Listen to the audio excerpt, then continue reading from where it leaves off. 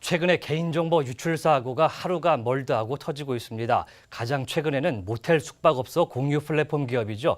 여기어때에서 거의 100만 명에 달하는 고객 정보가 빠져나가는 일도 있었죠. 당시에 즐거우셨나요? 라는 협박성 음란 문자가 고객한테 전달돼서 불쾌감을 줬었는데요. 사생활에 대한 예민한 정보가 유출됐었죠. 피해자에 대한 사후 대책도 정부의 적절한 조치도 없다고 합니다. 어떻게 된 일인지 취재 기자 연결해 보겠습니다. 박주현 기자. 네, 과천 정부청사에 나와 있습니다.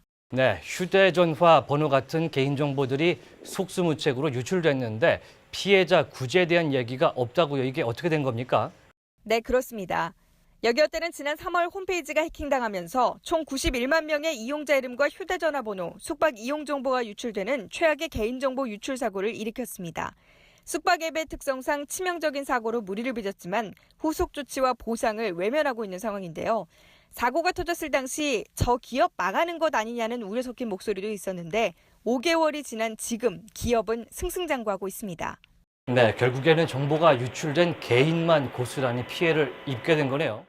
그렇습니다. 그래서 피해자들이 모여 집단 소송을 준비하고 있습니다. 여기어때 피해자에 대한 소송은 법무법인 창천에서 맡았는데요. 창천의 윤재선 변호사는 얼마 전 여기어때에서 피해 보상과 관련해 1차 답변을 받았다고 합니다. 그런데 여기어때 본인들도 해커로부터 피해를 입었다면서 피해자들의 청구 원인, 청구 취지를 모두 부인한다는 답변을 받았다고 합니다.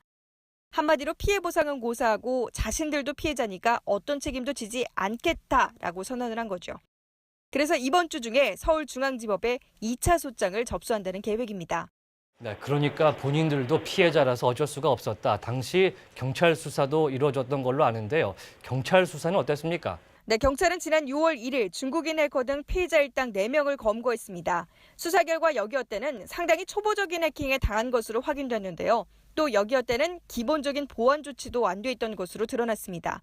문제는 경찰 조사에서 드러나듯 여기어때가 가장 기본적인 보안 시스템조차 마련해두지 않았다는 사실이 밝혀졌는데도 보상을 외면하고 있다는 것이 가장 황당한 상황입니다. 네, 고객의 피해가 일어났고 피해 원인을 기업이 제공을 했는데 나몰라라로 일관하다 피해자들만 좀 속 터지는 일이겠네요. 그러면 정부 차원의 관리 감독이나 지원책 마련이 좀 시급해 보이는데 어떻습니까?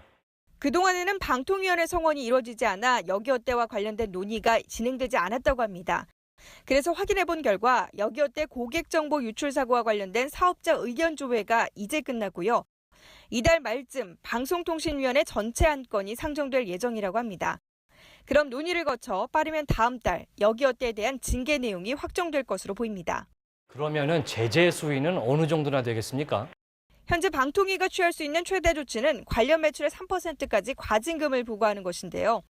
유사 사례를 찾아봤더니 정보통신망법에 따라 인터파크의 경우 방통위 전체 회의를 거쳐 44억 8천만 원이라는 과징금을 맞았던 적이 있습니다. 여기어때의 경우 지난해 매출이 246억 원 정도였으니까 해당 기준을 적용했을 때 과징금은 7억 5천만 원 정도가 될 것으로 보입니다.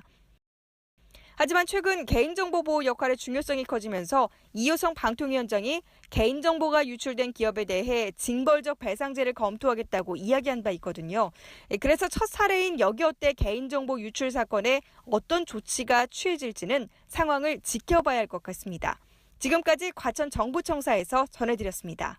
네, 최근에 방통위원들의 공백으로 징계가 좀 늦어진 여기어때 정보가 유출되거나 악용되는 사례에서 너무 관대한 것 아니냐라고 이효성 위원이 얘기한 만큼 4기 방통위가 어떤 결정 내릴지 좀 기다려 보겠습니다.